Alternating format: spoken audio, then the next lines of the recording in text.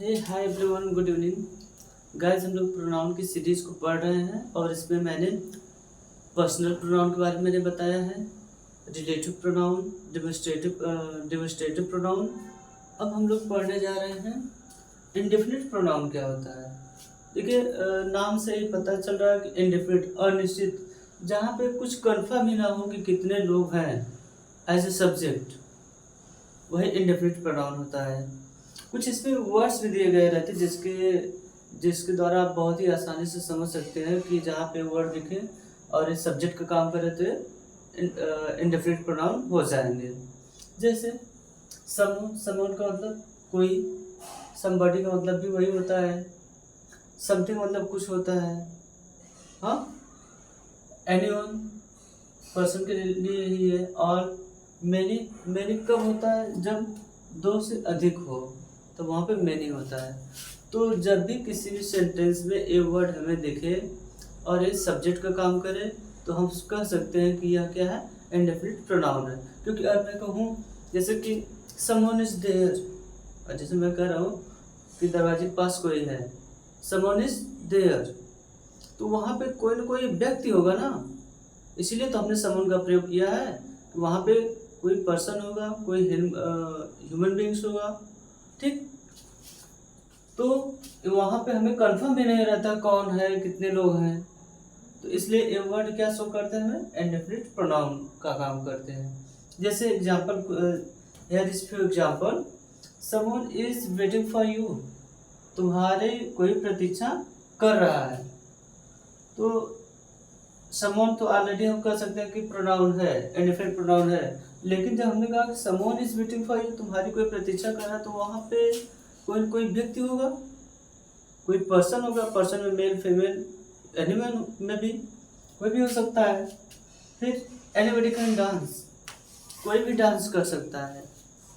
तो उसमें अभी हमें पता ही नहीं है कि किसकी बात कर रहे हैं, किसी स्पेसिफिक पर्सन की तो हमने बात नहीं किया कि रोहन डांस कर सकता है या फिर मीरा डांस कर सकती है। हमने कहा कि एनीबडी कैन डांस, कोई भी डांस कर सकता है, उसमें कोई भी आ सकता है।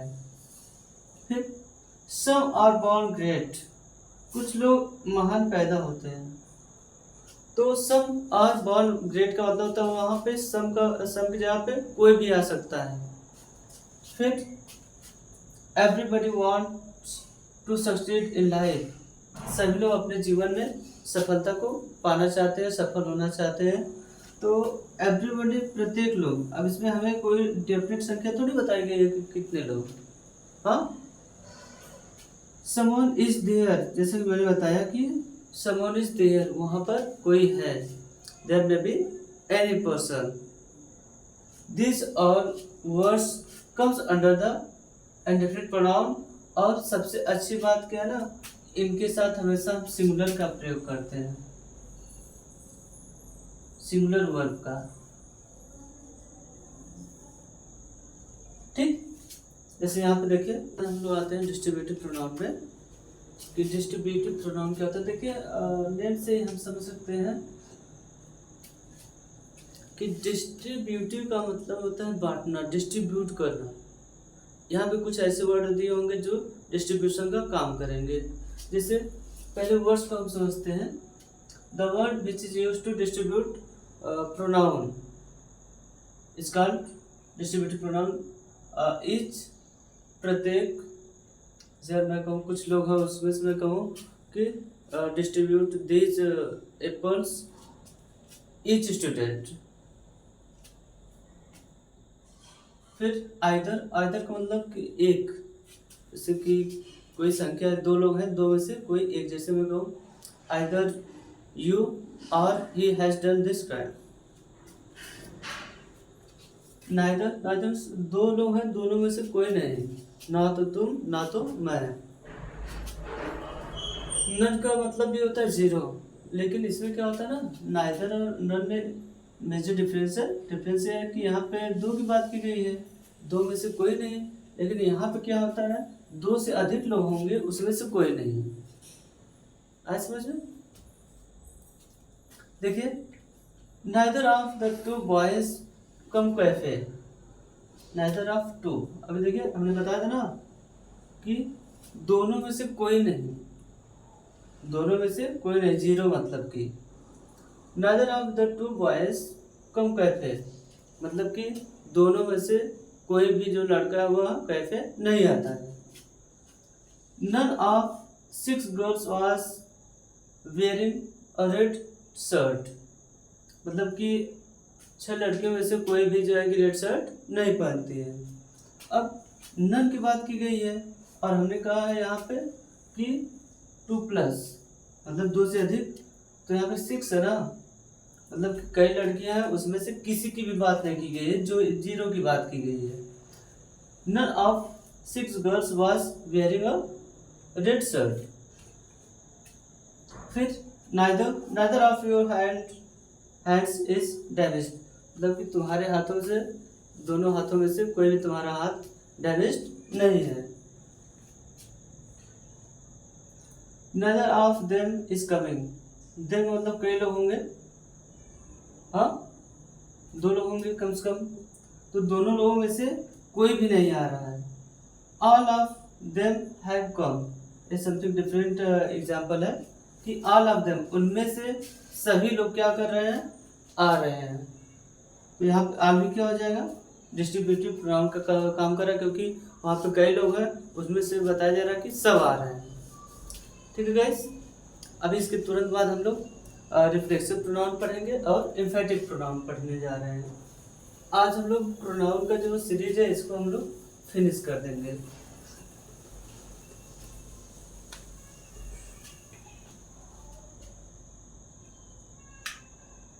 चलिए देखिए डिस्ट्रीब्यूटिव,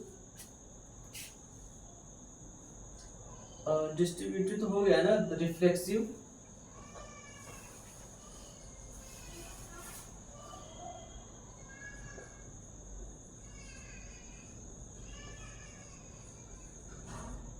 देखिए रिफ्लेक्सिव नेम से ही हम समझ सकते हैं कि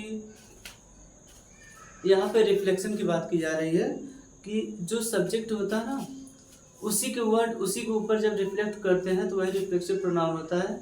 जैसे कि मैं कहूँ कि हिंदी में अभी हम लोग समझते हैं कि मैं खाना स्वयं खाता हूँ, I eat the food my self.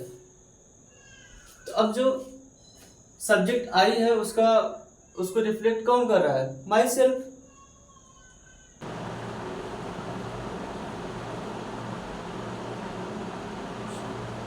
Reflection का मतलब कि जब सब्जेक्ट पे ही उसकी बातें दोबारा से क्या करें, तो रिफ्लेक्ट करें, उसी के ऊपर आए तो वह रिफ्लेक्शन होता है। अब देखिए हम लोग उदाहरण से समझते हैं, चाहे वह कुछ वर्ड पहले मैं लिख देता हूँ, myself, ourself, yourself. Yourself भी होता है, अक्सर प्लूरल में ही आता है तो हम लोग सेल्फ भी लिखते हैं।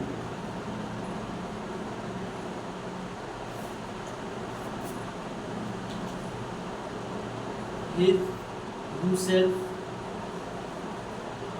हरसेल्फ और ourselves, themselves.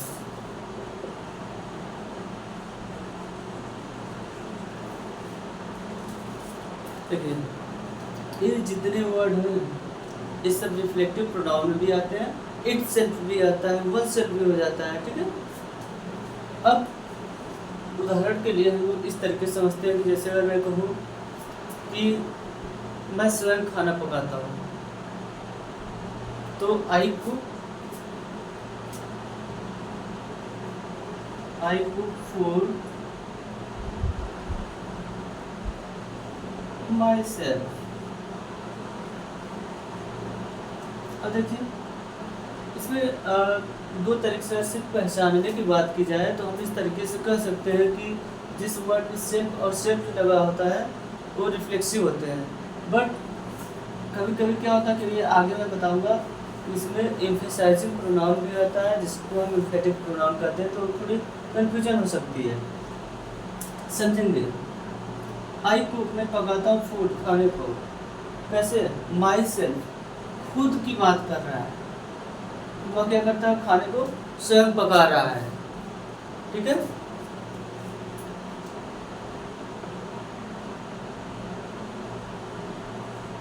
They bath themselves, वे स्वयं नहाते हैं। तो जो नहाने की प्रक्रिया है ये इन्हीं द्वारा की जा रही है ना, कि जब कोई काम स्वयं द्वारा किया जाता है और जिस वर्ड से उसका रिफ्लेक्शन हमें समझ में आता है कि हाँ इस वर्ड से इसकी काम का प्रभाव इसी पे पड़ रहा है, तो वही रिफ्लेक्शन प्रोनाउन होता है। और इसी के साथ साथ हम लोग को समझ लेते हैं तुरंत एम्फेसाइजिंग या एम्फैटिक pronoun.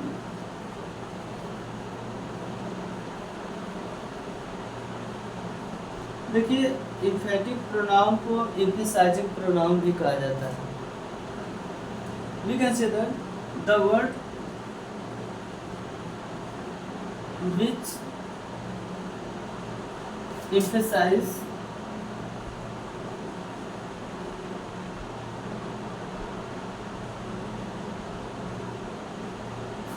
on noun or pronoun। देखिए ऐसे शब्द ना जो किसी नाउन या प्रोनाउन को एम्फेसाइज करे। एम्फेसाइज का मतलब होता है उस पर फोर्स लगाए, जोर देकर कहे। ठीक, तो सेंटेंस ऐसे ही होंगे, लेकिन जब वहाँ पे फोर्स की बात की जाएगी, एम्फेसाइजिंग की बात की जाती है, तो वही होता है एम्फैटिक प्रोनाउन। ठीक, अब देखिए जैसे मैंने लिखा, मैं कहूँ कि मैंने खुद तुम्हें देखा था, तो ऐसा लग रहा है ना कि आई भी क्या हो रहा है, उसने जोर देके कह रहा है, फोर्सफुली उसने बता रहा है। तो आई माई सेल्फ सा यू, मैंने खुद तुम्हें देखा था। ठीक, मैंने खुद तुम्हें देखा, आई माई सेल्फ सा यू। या फिर मैं खुद साइकिल चला के जाता हूँ, या फिर वह, तो he himself drive साइकिल। देखिए गाइस क्या है कि इसमें अक्सर आप यही पाएंगे कि जो एम्फैटिक या फिर एम्फेसाइजिंग प्रोनाउन होता है वो तुरंत सब्जेक्ट के बाद आ जाता है। अब सब्जेक्ट क्या है? प्रोनाउन तो है ही, आई, इसके तुरंत बाद क्या आ गया?